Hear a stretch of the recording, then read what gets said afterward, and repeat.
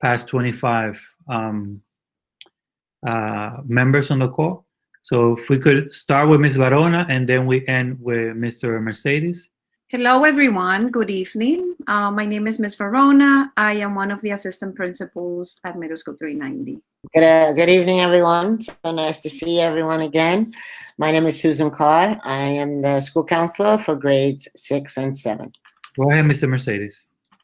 Okay, I know that what's on people's mind other than getting ready for the holiday season and all the stuff that we're going through with the rising cases is when are we starting? And that's the number one question. At this point, we don't have an answer for you. We are, our focus is going to be on delivering quality remote instruction. Now understanding that kids might, as of today, and you guys are among the first to know, as of today, the state is moving forward with the state assessment. They are going to revisit that January and February, but we cannot put ourselves in a position to wait. So we have to begin to, continuously assess students, determine, where they're falling short, and making sure that teachers are addressing those needs. It's today we had, and thanks to Ms. Varona for putting it together, but we were able to invest about $15,000 in professional learning for teachers, so that teachers can begin to grasp the curriculum that they're delivering under these types of difficult conditions. And so we've been very fortunate that both the 6th grade and the 7th grade teachers, we had 100% of those teachers that are teaching that subject matter attend. And so that's good, because then the better they get and the better they deliver the content, the more the possibility that the kids are going to benefit from that, from that professional learning understanding. We are starting to plan for senior activities. We want to be able to when we plan normally for graduation and the senior activities, we usually already set everything up by this time. The unknown is is going to be whether or not, and that's something that I'm going to look at. How do I begin to anticipate whether or not we are, by the time June comes, knowing that a vaccine is going to be ready and it's going to be disseminated to students and as well as adults by May, whether or not we're still going to be adhering to social distancing guidelines. But at least we prepare ourselves not to have any activities indoors, but to try to plan for outdoor activities. And I know that, I can say firsthand that, we have people in our building, Duran and Ms. Poe and the rest of the individuals that assist. I feel very confident that they're going to pull something off this year that is going to be even better and bigger than the previous year. So I'm very confident that this is going to take place. We transitioned as of Monday to a system called School for One. And what I like about School for One, that it has a great book, where you can see your kids' improvement in real time. And so you're able to see whether or not they're making gains. And it's about how do we assess the kids on the curriculums that we use. So how do you look at a grade book and you see that over time, my kids, the kids are learning, and so that provides everyone the opportunity to see. And then what are we doing as a staff to address those shortcomings? So you'll see it very, very clear. And one of the things that School for One does is that it assess standards.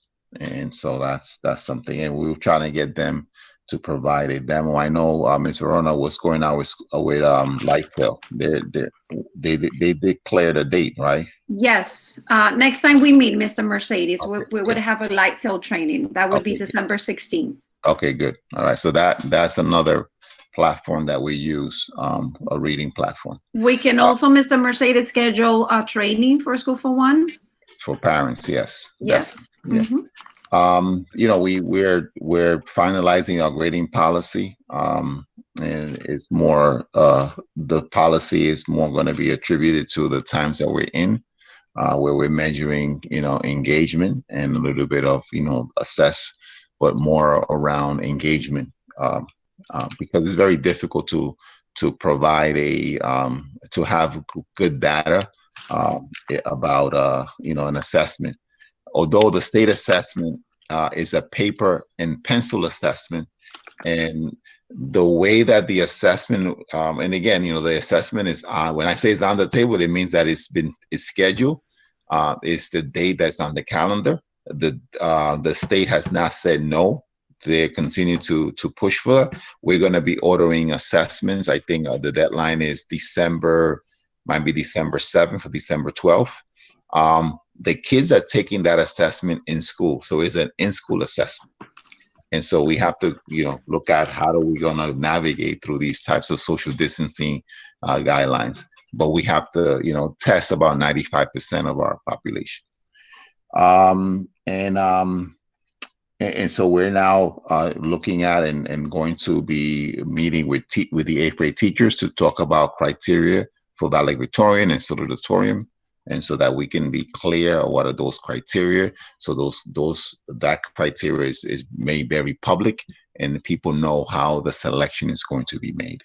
And it's going to, right now, I'll give you a summary. It's going to be somewhat of a combination between grades, and also we're going to look at basically the character of the student. So it's not just going to be who has the highest GPA. It's not going to be, but we're going to make a combination of that. And then just to report that our attendance is averaging around 93%, and we went up as high as 95%. So let's encourage our kids to continue to log on.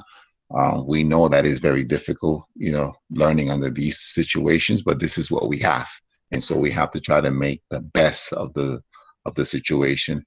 We're having families that are having a difficulty with Wi-Fi. We're asking families that if they need a device to let us know.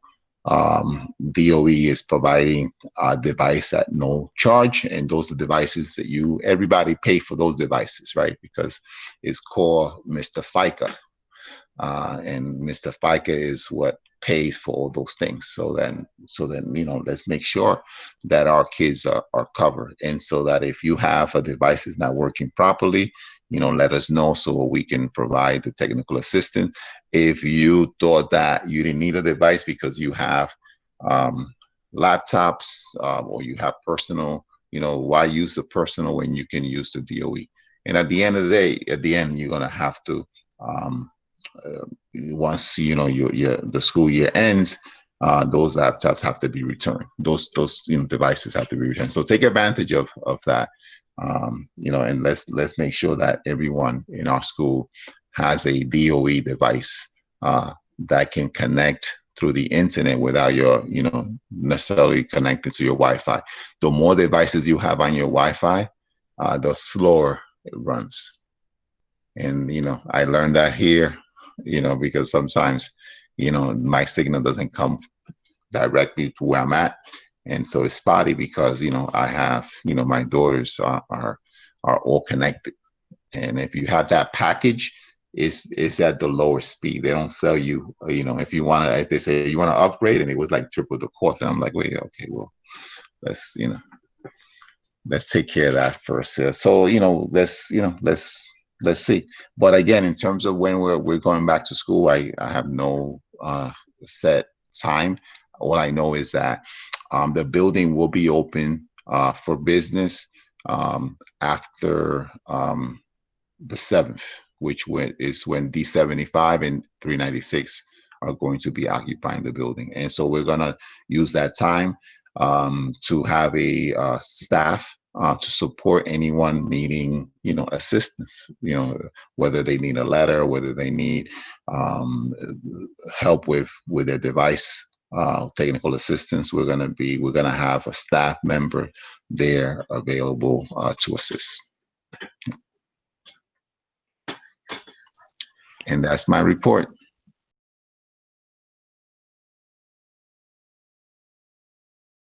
Well, you have the DOE is actually, so if a child doesn't have internet, can't participate, right? And it's not the child's fault. Let's say something happened to the internet.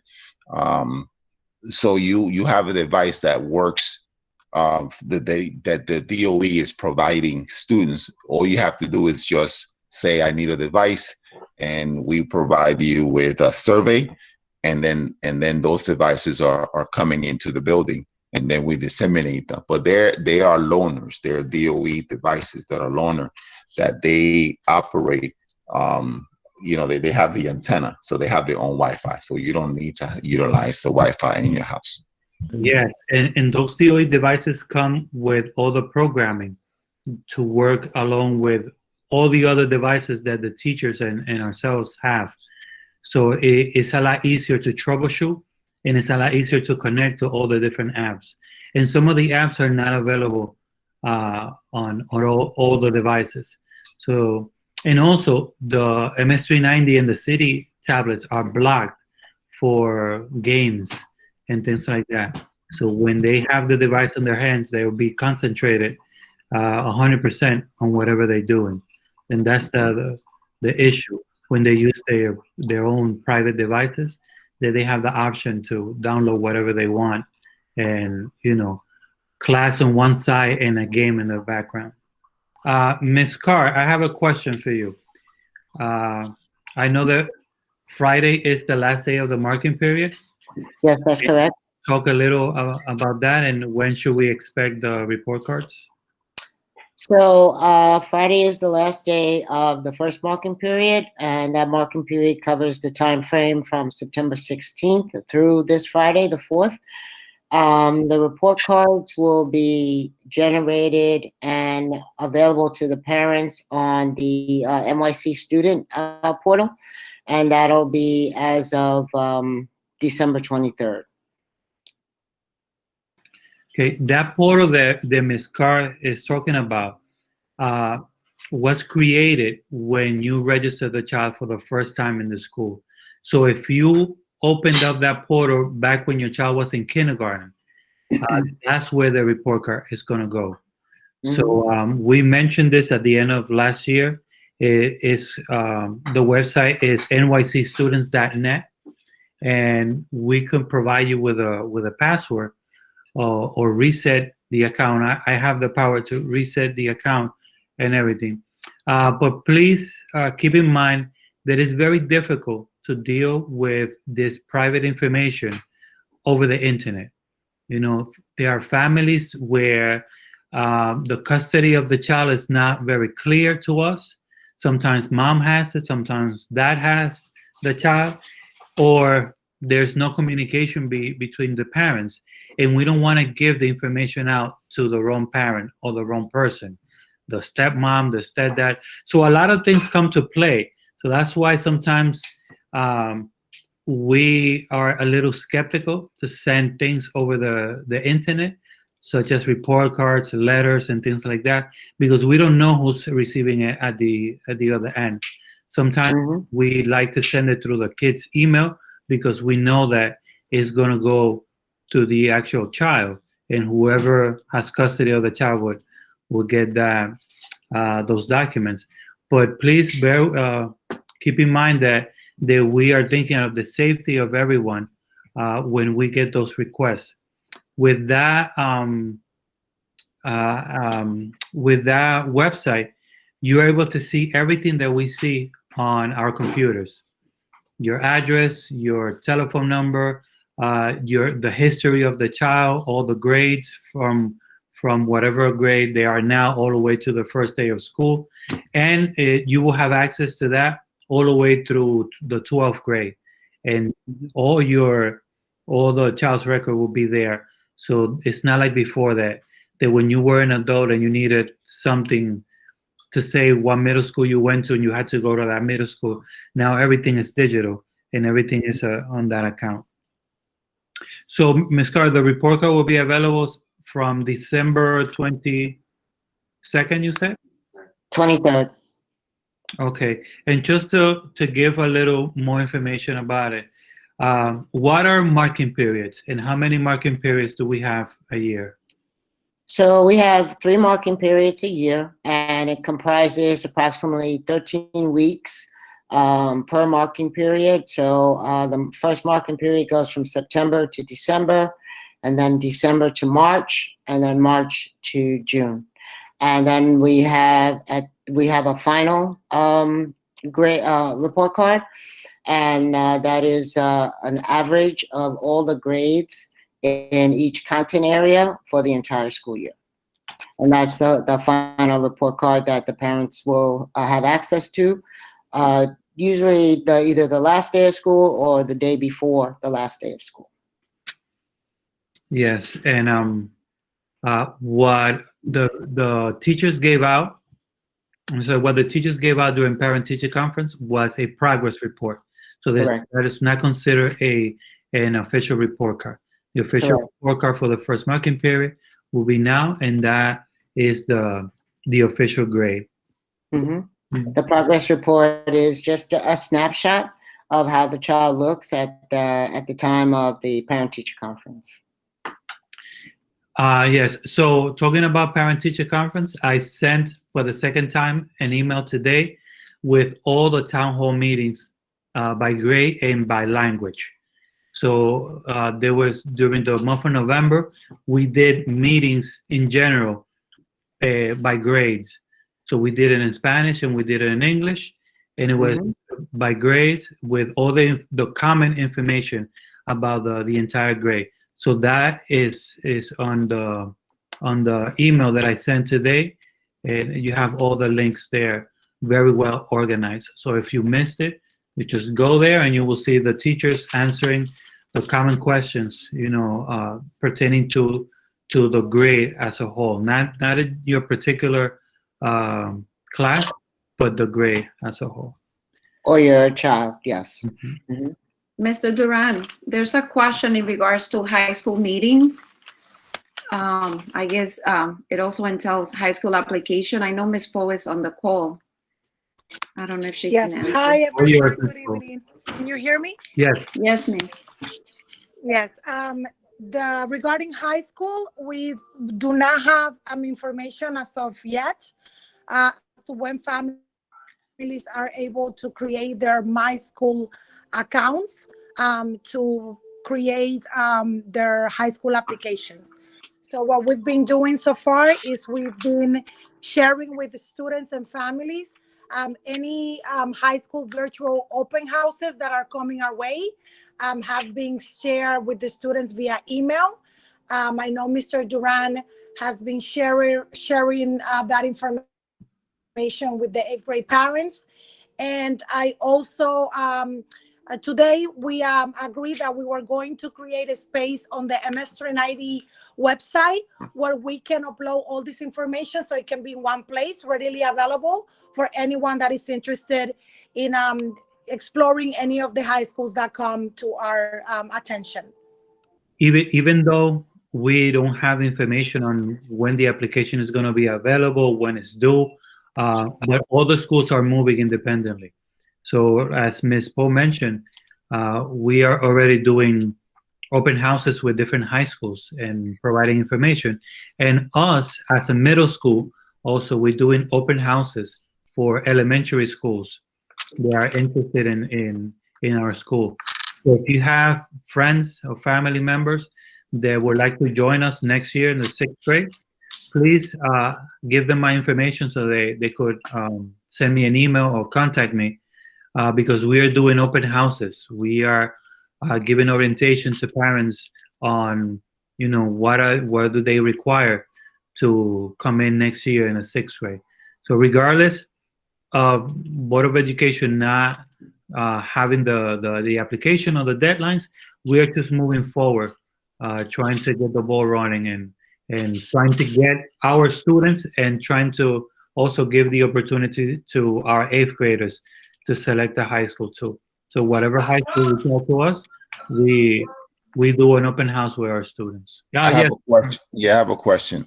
So, and thank you for moving ahead and having these types of virtual meetings. I know that, when you guys said that you were doing that, I was like, wow, but it's, so are you in any way going to offer parents that are interested in our school to come for an in-person tour?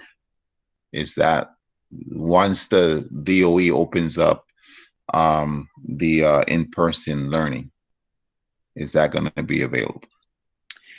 Well, if we have the opportunity to do it, if we have the availability, or if not, we always do a virtual tour, walk around with a camera throughout the school.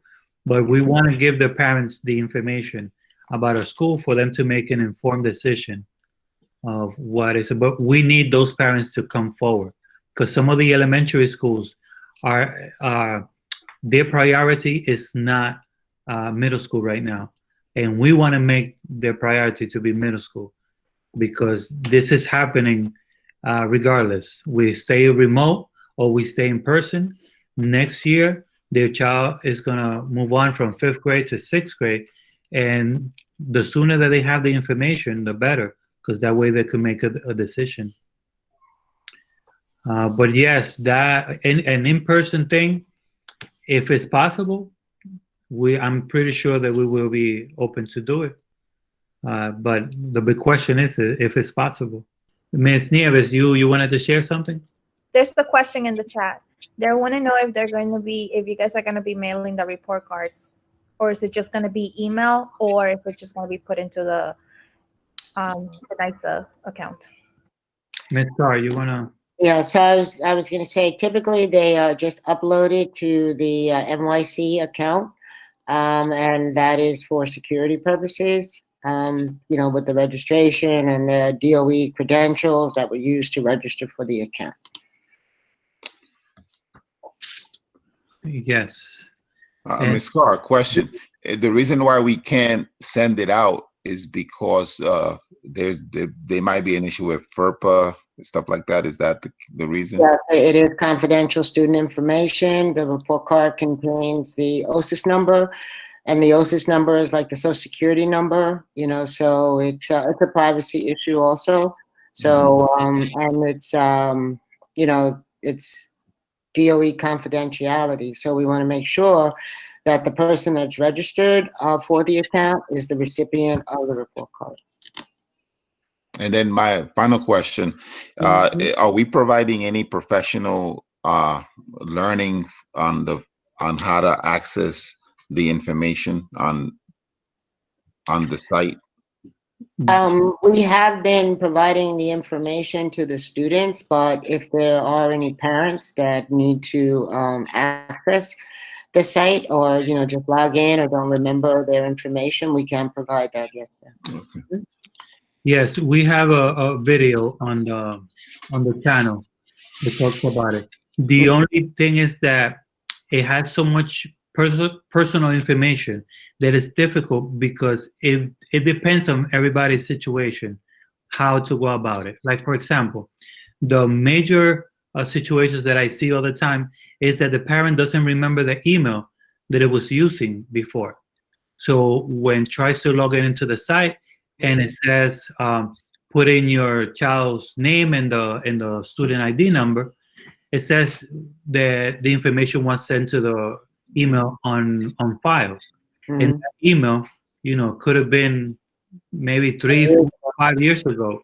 And a lot of people don't know the email, they don't know the password to that email, and it becomes then a situation where they have to rescue that email.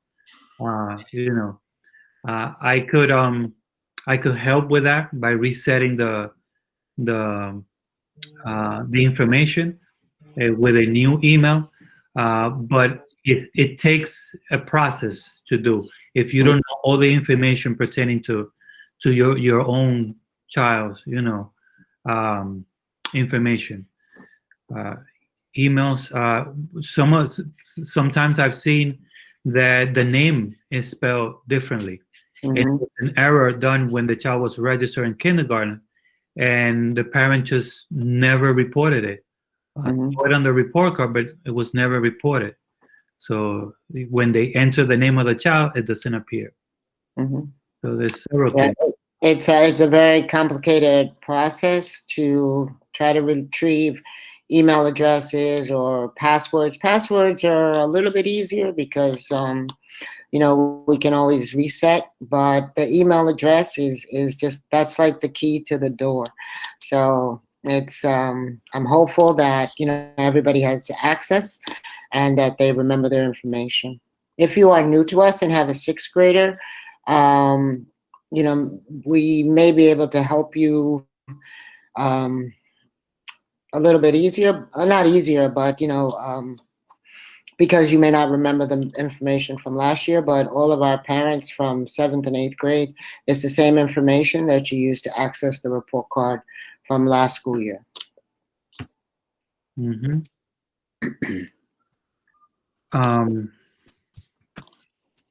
So if you have any questions, also our emails, everybody knows our emails. Mine is jduran@ms390.com. I'll put it in the chat. Miss Carr. scar@ms390.com. I'll also put it in the chat. So that way you're able to reach out to us with questions. And please, every time you reach out to us, tell us your child's full name, because we have 550 kids in the school. And for example, this year we have like about 8 different Jeremys. We are MS Jeremys. So, for those of you that have Jeremys, there's a lot of Jeremys this year. Last year it was Ashley's. It was 1,000,000 Ashleys. So please just give us the information. So the next meeting will be December 16th. We will have a presentation for School for One and Light Sale. We will have that presentation for you. So it's a date, December 16th, 5:30. For the Spanish-speaking parents, it will be December 17th at 5:30. All right. Thank you, everybody, for coming. Stay warm. This is like the first cold day already. All right. Thank you for coming. Great. Have a great night.